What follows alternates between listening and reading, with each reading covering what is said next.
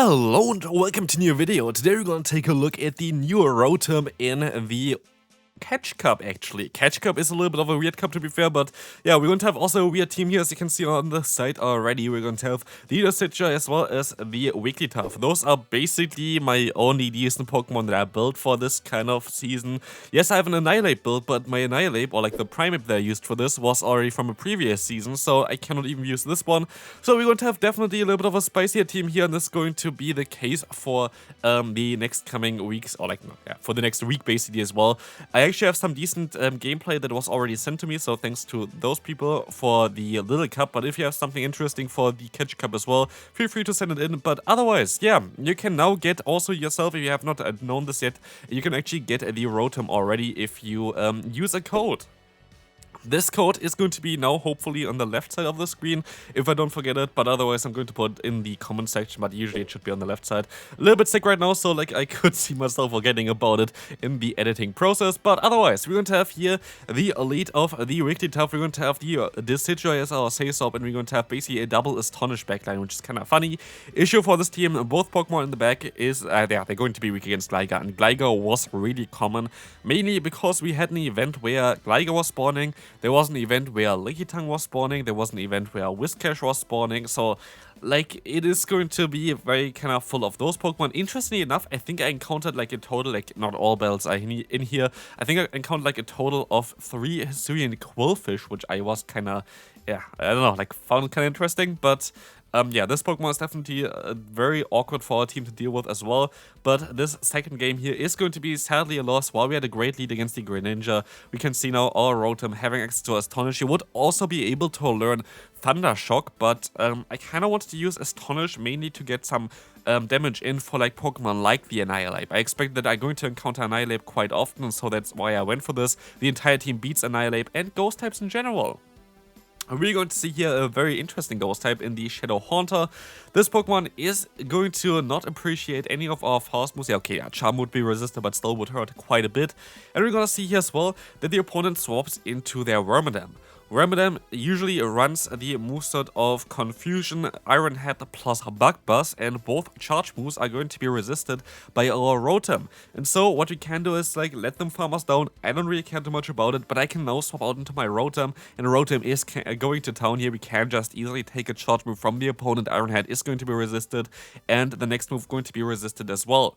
But I make a little bit of a mistake here now, which you're going to see as well coming up. We're going to see Iron Head connecting. I thought I would still be able to get one more fast move and then can swap out, but this did not work out.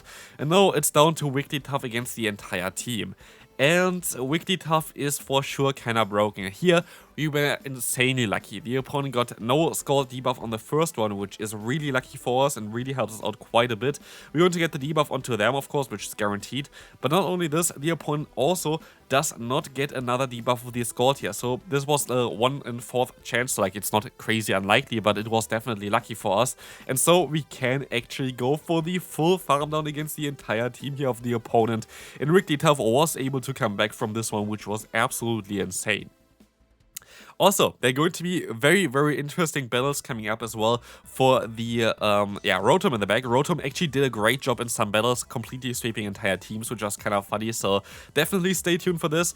Also, yeah, let me know in the comment section what Rotom form is your favorite. Like, there are, I think, 5 total or something. There's like Rotom Frost, Rotom Fan, Rotom Mow, Rotom Heat, Rotom like Wash, and the normal Rotom, so 6 total, which are not all released yet, but most of them are released. I really wish that Niantic would just give all the Rotoms Volt Switch, which I'm fairly certain they would learn, because this would actually make the Pokemon kinda an interesting Pokemon to use. Very unique by having the Ghost and Electric type on this one, but also like the other Electric and Grass, Electric and Fire are like types you barely really see, so if they would give it a better fast move, I think it would be actually cool Pokemon to use.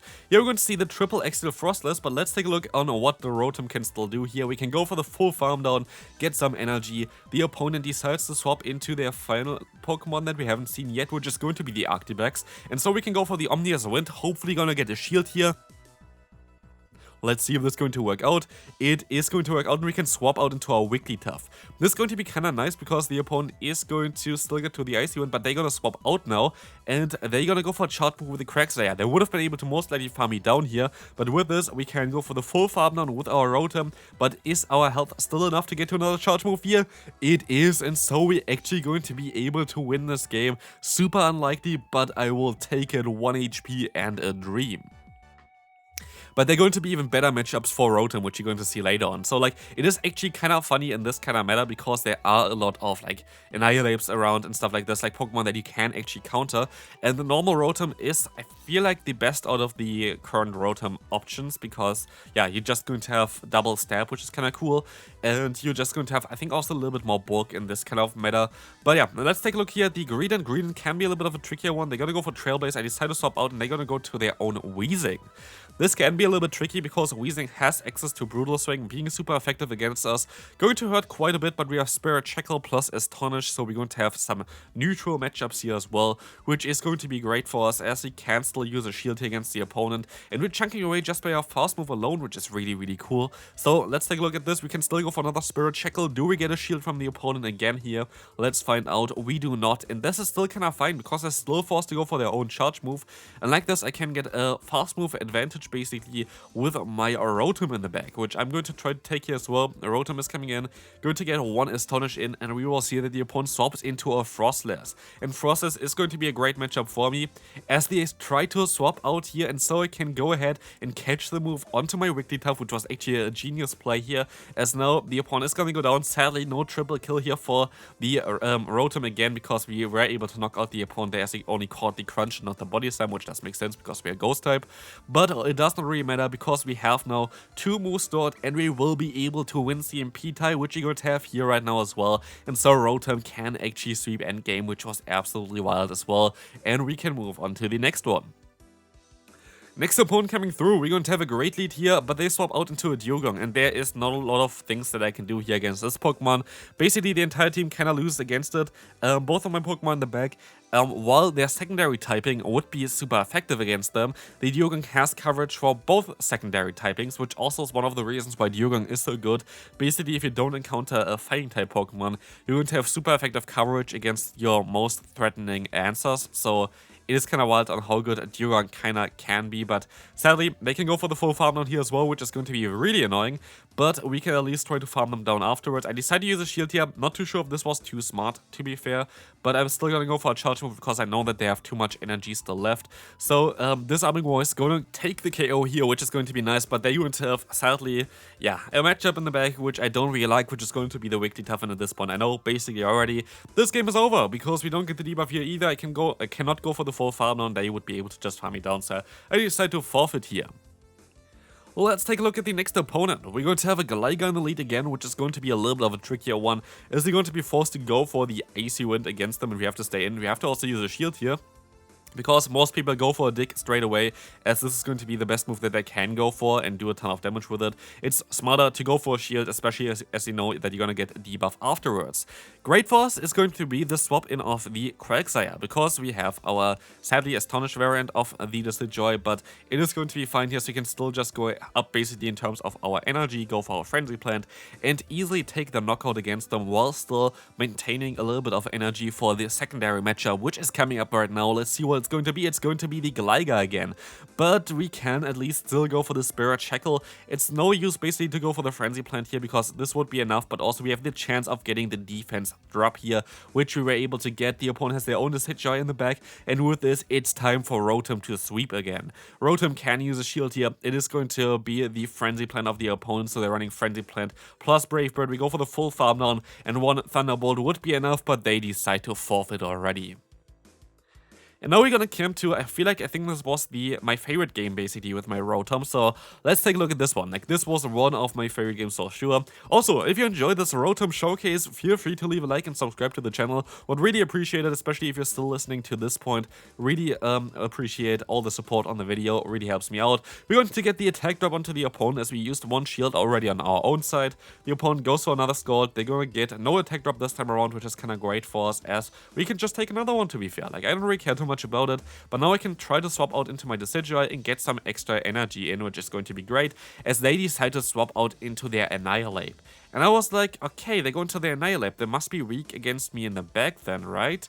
So maybe this was just a mistake from the opponent though. I decided to use a shield here, thinking that this would most likely be my best play. They have a Night Slash here, which is a little bit annoying, but I can still get another shield from the opponent if they want to, and they do want to, and so they're gonna go for their charge move, most likely the Shadow Ball, which is going to one-shot us, but we can now see the best sweep ever as they're going to have the Rotom coming in. But let's take a look here. We're going to see it's going to be a Skarmory, so we got one kill already. A Skarmory comes in, I'm fairly certain they try to swap out, and they do, and with this we can actually get a triple kill here with our Rotom, knocking out Annihilate, knocking out Skarmory, and knocking out a Whiscash, and we can move on to the next game.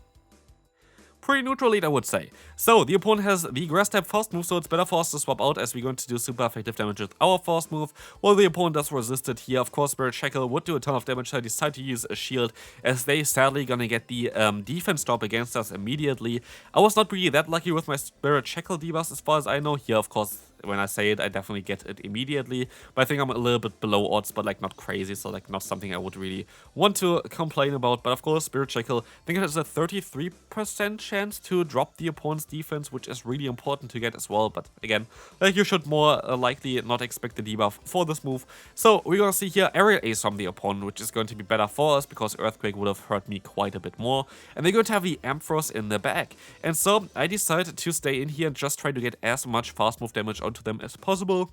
I can try to go ahead and go for an Icy Wind as well later on, but they swap out into their Decidueye, and they will be able to knock me out here most likely. Let's take a look at this. Spirit Shackle coming through. It is not enough, and so we're actually gonna get the farm down, and also we get lucky because we get this Omnious Wind off. This is not how it's supposed to happen all the time. It's like a very, very unbalanced feature right now. Like sometimes they get the move through, sometimes they don't, but I take it, and with this we're going to be able to win this game, and we can move on to the second to last one. Again, Gligar was basically everywhere. Gligar is a little bit annoying to deal with as well. I would imagine that Frosters is really good in the current meta, by the way, so like if you want to play something with this, Frosters would be good, but I'm also going to make most likely for later on a top team video for the, what's called, for this cup here right now, for the Catch Cup, so maybe I'm just going to also take one or two teams that I encountered here and use them as well for that one, but there's going to be a video for this later on, so like if you need some ideas, maybe this would be something for you. But otherwise, we're going to see here as well the opponent going for the Weather Ball with their Ninetales. We can go for the full farm down against them. That's at least what I thought, but I still have to use another shield, and that's going to be a little bit annoying as they swap out now into their Gligar. I can still go for the Omnious Wind, which is going to be a very weak move sadly, and we can see that it's not going to take the knockout. The opponent has a little bit of energy. They're swapping out into a Trevenant, and my only play here basically is to catch a Seed Bomb now onto my Decidueye. Does this work out for us? Let's find out together here. We can swap out and we can catch a move, and this cannot be the Shadow Ball, but it's going to be a foul play, which I found kind of interesting, but it is what it is. We're going to see that the opponent can still go for another charge move. Another foul play is coming through, going to get the knockout, but we can still knock them out. Can we knock out the Gligar as well? We cannot. The opponent has a move stored, and with this, it's going to be sadly a loss, and we can move on into the final battle for today. And of course, again, another Gligar in the lead. Not too surprised about this. Gligar is just everywhere right now. It is literally the most annoying Pokemon for me, at least, to deal with, especially as I don't really have good Pokemon to play right now. I might actually make another showcase of the Shadow Kyogre for the Catch Cup because, yeah, I would be able to do that, and it's also going to be something that counters Gligar, but the opponent actually lets this move go through, but they're going to have a Greedent in the back. I was able to catch a move here, and I kind of want to pretend that I have a Grass-type fast move, so they swap out here, but they actually, yeah, they decide to swap out. They're going to have a Mandibuzz in the back, which is going to be okay for us. We're going to still take an Aerial Ace, and we can still go for a Frenzy Plant against them. And I feel like they might be even forced to still go for another charge move, but let's see here. Most likely they can just still take another Frenzy Plant, and that would be fine. Exactly, that's what they're going to do. But we're still going to get them low enough that we should be able to farm down with our Wigglytuff, which is going to be a great thing for us. We don't have to shield anything. We already got them insanely low, and we're in a fairly decent spot so far, I would imagine. The opponent takes even another charge move from me. I can let this next move go through as well. Aerial Ace is coming through here, and it's going to be the Greedent, but Greedent is a little bit of a trickier one. I was expecting that they're not running Crunchy on this Pokemon, and so I tried to catch basically the Body Slam here, and let's see if this is going to work out for us. It is not. It is going to be a crunch, and with this, sadly, the final game is going to be a loss as well, because there is not a lot that I can do here about it. I can still try to let this move go through, but now it's basically down to Wiggly farming them down, which is not going to work out. I'm still trying to do my best here, but yeah, this is going to be it for this video.